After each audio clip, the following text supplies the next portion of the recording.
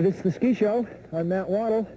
In our workshop today, we'll be covering a lot of material from the straight gliding wedge through the uphill stem. We'll also have an interview with Robert Stubb-Taylor of the Sugarloaf Patrol a little later on in the show. So let's get to it.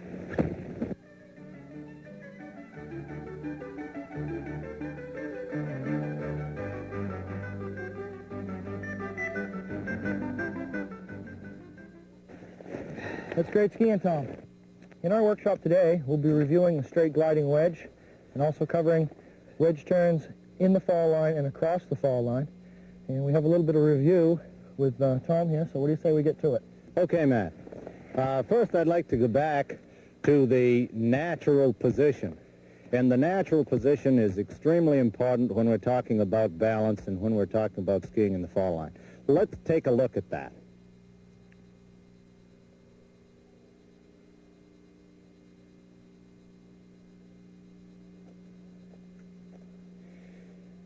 Now, after seeing the natural position, we want to go once more and take a look at the wedge.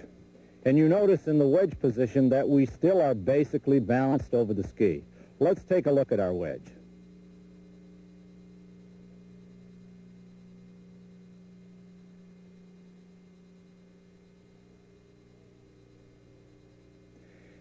Now, as we get started in today's lesson, the first thing that we'd like to do is actually depict the fall line for you. So when we're talking about the fall line, you know exactly what we mean. Matt, if you'd take a moment here and just stand in the fall line and brace your skis against my foot. Matthew is now standing in the natural position in the fall line. The fall line being that line that goes straight up and down the hill. And this is what we're going to show today. We're going to show turns in and out of the fall line and through the fall line. Now, once we go through the fall line, then we're horizontal to the hill. Matt, if you'd show him a position horizontal to the hill. This position horizontal to the hill is also in balance. And when he's standing on a side hill, he has to put his skis on edge a little bit in order not to slide. If he wants to flatten the ski out and slide a little bit, he can do that. But when he goes across the hill horizontally, we're talking about a traverse and a traverse position. So we've depicted for you the fall line, the steep part of the hill, the horizontal cross-hill section, and the traverse. And we're going to be using both of those terms as we go on with our lesson today. Matt, I think it probably would be good to start to have you climb up and do once more a straight gliding wedge, if you would, please. Sounds good. It won't take Matt but a minute. He doesn't have to go very far up there. And we'd like to show you this wedge again because everything that we're going to do in the rest of the lesson actually starts from it.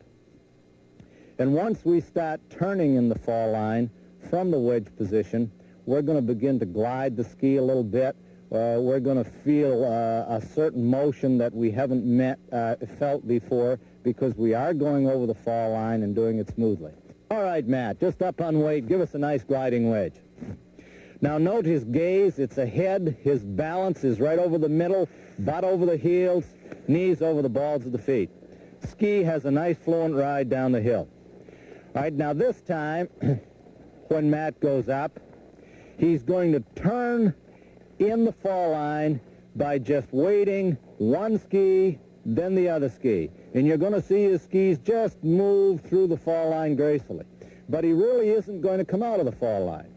And this is going to help any of you people that try this little exercise to feel confident. You're going to feel that you're controlling your own fate a bit and that you actually can turn the ski and start to direct the ski.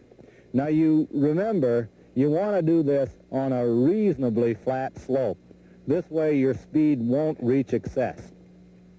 Matt's up there, balances himself, turning around, and now we're going to witness small wedge turns in the fall line. All right, Matt. Now note the pressure on the ski, and he comes up and pressures the next ski. And as he does this, the ski starts to direct itself out of the steep part of the hill. Now this is the first effort that we've made to show you anything about turning. And it would be the first effort that you should make and trying to work with balance and directing the ski if you try it yourself. This time, we're going to ask Matt to make a wedge turn through the fall line. We haven't said anything yet about matching up the skis. Just a wedge turn through the fall line.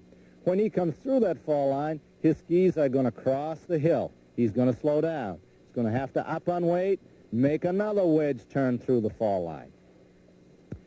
And this really begins to give you confidence, because you can see now that you can bring those skis right across the hill, and it makes you feel, wow, I can really stop anytime I want to. All right, Matt's up there now, and I'm going to ask him to show you a good up on weighting as he does this wedge. A nice up on weighting, Matt.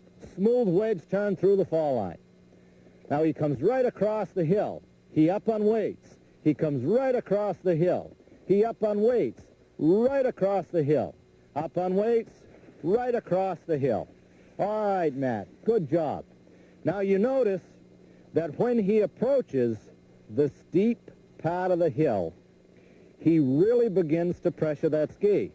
And he maintains the pressure on that ski through the entire turn across the fall line. And this is extremely important. And this leads you up to the next step. This time, Matt is going to do wedge turns across the fall line, and he's going to match the skis up. From here, when he crosses the fall line, he's going to let the skis ride together. They'll do this naturally. And we aren't going to talk about parallel skiing per se. We're going to talk about coming into a matched set of skis. And you start this again by learning how to control your speed, learning how to work the wedge in the fall line, then the wedge across the fall line. Now this time, we get Matt up here, and we're going to have you match your skis up, Matt, but from a wedge position. Let them run together. Show a good up on weighting. Okay, Matthew. Now he wedges both skis, comes through the fall line, up on weights, and the skis run together. Up on weights, those skis run together. Right over the fall line, note the skis running smoothly together. Good job, Matt, good job. And they just run together themselves. This will take care of itself if you will come over the fall line and then let the skis glide in unison. All right, Matt, that's an excellent job. And we're going to finish up today by showing you the uphill stem. Now, when we go to the uphill stem, we're really beginning to depict and introduce skiing with matched skis. The skis will close far more quickly, and you make a lot better use of the traverse, and you'll need now to concentrate on a traverse position and your edging, at times to concentrate on flattening the ski out. But you'll find that there's a lot of continuity from one turn to another. Now remember, you're seeing this in one package. It's going to take you a while to get to this point. But if you follow these simple directions, really, this is the way you'll get there. All right, Matt, emphasize that uphill stem, and then close those skis nicely. Good up on weighting. Now note as Matt comes out, that ski comes way out, and then he's down on it across the fall line, and he matches the skis up. He's down on it, matches those skis right up. Now it's only the uphill stem that he's using. It's only the uphill ski. That other ski runs a nice straight tracking traverse, and he's able to unite the skis once he's into and through the next turn. Matt, that was excellent. And I feel we've accomplished something today. This is probably the best resource lesson we're going to do. We're going to build quickly from here. Go ahead, Matt. Tell them about next time. Okay, next week in our skiing workshop, we're going to review the uphill stem. We're also going to get into passive parallel turns. But for now, we have an interview with Stubby Taylor, who's the head of the Sugarloaf Ski Patrol, up at the top of the lift. So it's time we head up that way and talk to him.